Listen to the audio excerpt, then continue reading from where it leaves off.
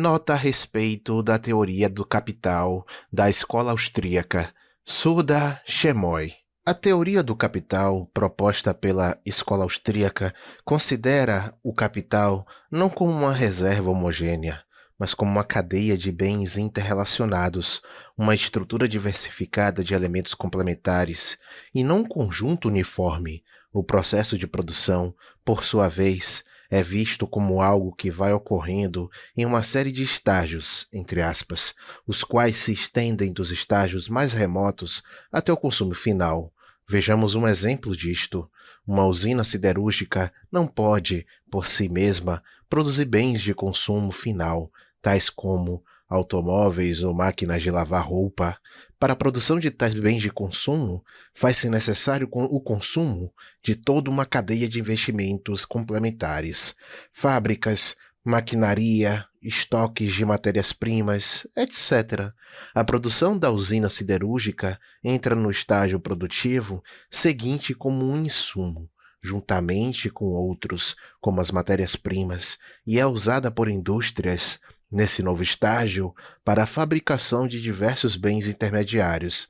Estes novos bens, por sua vez, vão servir de insumos para o estágio subsequente do processo produtivo, até que o consumo final seja alcançado. Portanto, de acordo com este ponto de vista, os investimentos que se fazem para a distribuição por atacado ou no varejo são complementares aos investimentos em estágios anteriores de produção. Eles são parte integrante da estruturação do capital, como um todo necessário para levar os bens ao estágio final de consumo.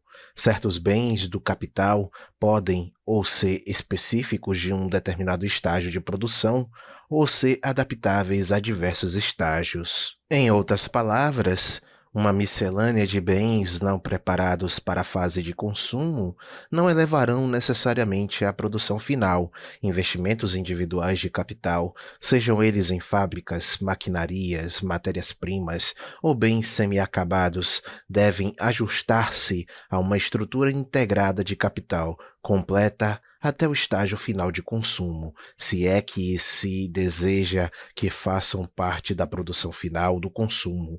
Investimentos que não se integram nessa estrutura são ou tornam-se maus investimentos, geradores de perda de capital e de perdas operacionais. O entrelaçado, entre aspas, ou seja, a composição de bens de capital que formam uma estrutura coordenada de capital, altera-se com as circunstâncias. Assim, uma fábrica antes lucrativa torna-se deficitária quando as circunstâncias que envolvem sua criação se alteram. Por outro lado, as novas circunstâncias proporcionam novas oportunidades de investimentos. Investimentos antes inúteis podem, então, tornar-se lucrativos. Em resumo, nenhum capital se mantém automaticamente intacto, nem os investidores são, em todas as circunstâncias, automaticamente rentáveis.